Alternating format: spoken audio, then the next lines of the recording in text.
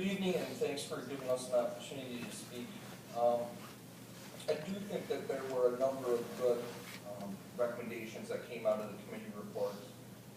The theme I heard from the meetings I attended was enforcement's the biggest issue.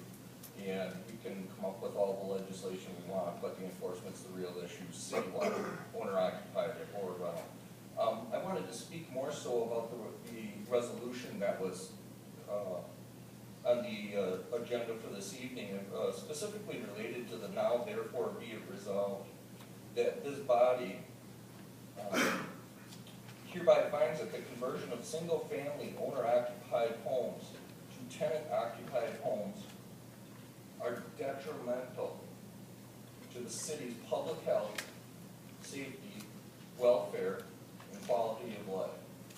That's a pretty strong opinion, that is detrimental to public health, safety, welfare, and quality of life. Okay?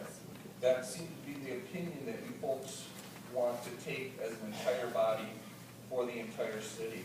I want to read from page 5 from the ad hoc committee. Paragraph 3. It starts, as noted in the moratorium ordinance. This study starts with the premise that the conversion of single-family owner-occupied dwellings to rental property is detrimental to the city of La Crosse, to its public safety, health, welfare of the city. Okay, it starts on the premise from the moratorium ordinance. The very next paragraph, we take the leap and say, with the knowledge and understanding that the conversion of owner-occupied single-family homes to tenant-occupied single-family homes is in fact happening, and that these conversions are detrimental to public health, safety, and welfare of the community. So for one paragraph, it was based on a premise from the moratorium, and now the committee says it's with the knowledge and understanding. I want to jump to page 8 in the committee report, specifically about the student housing area, on the very bottom paragraph of page 8. I'm not going to read them, skip a few things, but that the student-intensive housing area, talk about the student housing area between basically Western Tech and University of Wisconsin La Crosse, that the student-intensive housing area is no longer safe, and it is no longer desirable for student renters. It is speculated that this may be part of the reason that single-family homes are being converted to rental. The city upzoned this area to create a student-intensive area with the thought that if higher density were provided through zoning, then the surrounding single-family neighborhoods would be spared. This, well, I'd like to. Very boring conclusion in 30 seconds or less.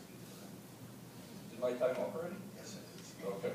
I want to point out that based on 2009, the FBI Uniform Crime Reports, which summarizes crime statistics in the United States, pointing out factors for crime, and the number 1 is population density. The number 2 is variations in composition of population, particularly youth concentration. And the third most important factor is stability of the population with respect to residents' mobility and transient factors. I think that keeping the students in the student housing area is creating a bigger safety and public welfare issue by keeping them together, which is witnessed during Oktoberfest. And I think the chief of police has set up command posts in that area, and still cars are being tipped. Thanks. Are there questions